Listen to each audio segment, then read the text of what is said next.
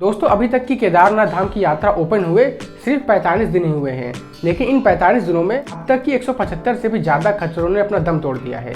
लेकिन आखिर इस बार ही ऐसा क्यों, और आखिर इस बार ऐसा क्या हुआ कि इस बार इतने सारे खच्चर अपना दम तोड़ रहे हैं, जबकि जो यात्रा है केदारनाथ धाम की वो तो वर्षों से चलती आ रही है। लेकिन इससे पहले तो ऐसा नहीं होता था कि इतने सारे खच्चर एक ही बार की यात्रा में अपना दम तोड़ रहे हैं। तो इस बार आखिर ऐसा क्या हुआ है? दोस्तों केदारनाथ धाम की यात्रा में लगभग 16 किलोमीटर का ट्रैक है। इस ट्रैक पर चलकर सभी लोग केदारनाथ धाम की यात्रा करते हैं। और पहले के टाइम पर खच्चर का उपयोग किया जाता था कि इंसान की जो भी जरूरत का सामान है, जैसे कि खाने पीने का सामान या फिर जो भी यात्रियों की जरूरत का सामान है, उसको ऊपर ले जाने के लिए खच्चर का यूज करते थे पहले के टाइम पर। लेकिन धीरे धीरे यात्रियों के सामान के साथ साथ यात्री भी खच्चर पर बैठ कर जाने लगे। लेकिन हम सबको पता है कि 2020 में कोविड आने के बाद 2 सालों तक की केदारनाथ धाम की यात्रा बंद हो गई थी और 2021 में भी लगभग बंद थी, 1 महीने के लिए ओपन हुई थी लास्ट में। तो उस टाइम पर भी काफी सारे यात्री एकदम से आए थे और उस टाइम मैं खुद वहां पर गया था, क्योंकि कोविड से पहले एक खच्चर एक बार यात्रा करता था एक दिन में, और उसके बाद उसको आराम करने का भी टाइम मिल जाता था। और भाई ऐसा रास्ता, ऊंचाई की चढ़ाई और इतना वजन लाद करके खच्चर जाते हैं यात्रा करने के लिए ऊपर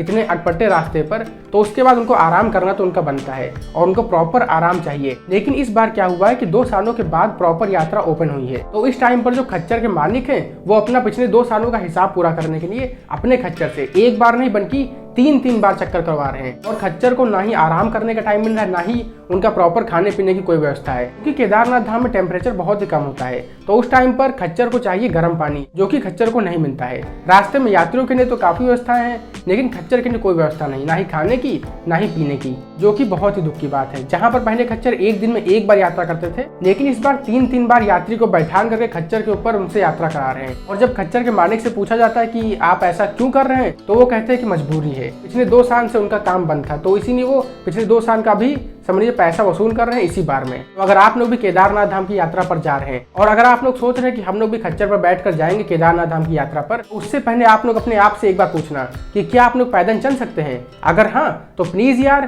पैदल यात्रा करना। अगर नहीं चल सकते हैं ना, तब भी यार आप लोग के पास हेलीकॉप्टर का ऑप्शन अवेलेबल है, जिसका किराया लगभग खच्चर के बराबर ही पड़ता है, बस थोड़ा सा ज्यादा पड़ता है, क्योंकि भाई खच्चर भी इस टाइम पर ले रहे हैं 1000 से लेकर 2000 रुपए के बीच में।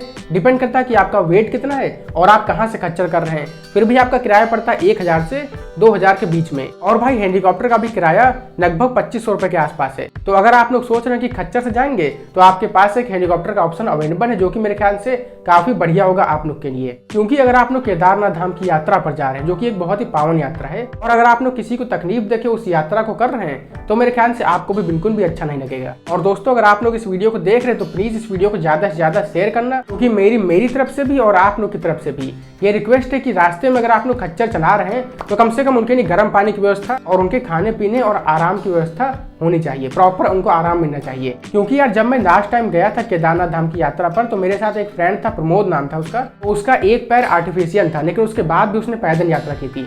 तो अगर वो कर सकता है, तो यार एक बार आप लोग पूछना अपने आप से, तो क्या आप लोग पैदल यात्रा नहीं कर सकते? और उसी यात्रा के दौरान मैंने देखा था कई सारे ऐसे लोग थे जिनकी एज 20, 21, 22 साल थी, जो कि आराम से पैदल यात्रा कर सकते थे, लेकिन उसके बाद भी वो लोग खच्चर से जा रहे थे। और यार आप लोग खुद देखो कि जब आप जाते हैं यात्रा पर केदारनाथ धाम की या फिर किसी भी यात्रा पर, तो वहां पर आपके लिए खाने पीने के रास्ते में सारी व्यवस्था होती है, उसके बाद भी आप लोग थक जाते हैं। और उसके बाद आप लोग से कोई कहे कि यात्रा करने के बाद तुरंत आप लोग वापस जाओ पैदल, तो शायद ही आप लोग उस दिन वापस जा पाए। तो इसी तरीके से खच्चर के लिए भी भाई सही व्यवस्था होनी चाहिए। फ्रेंड्स अगर आप लोग मेरी इस वीडियो से एग्री करते हैं, तो इस वीडियो को लाइक करो, चाहे ना करो कोई दिक्कत नहीं है, लेकिन प्लीज इस वीडियो को ज्यादा से ज्यादा शेयर जरूर करना।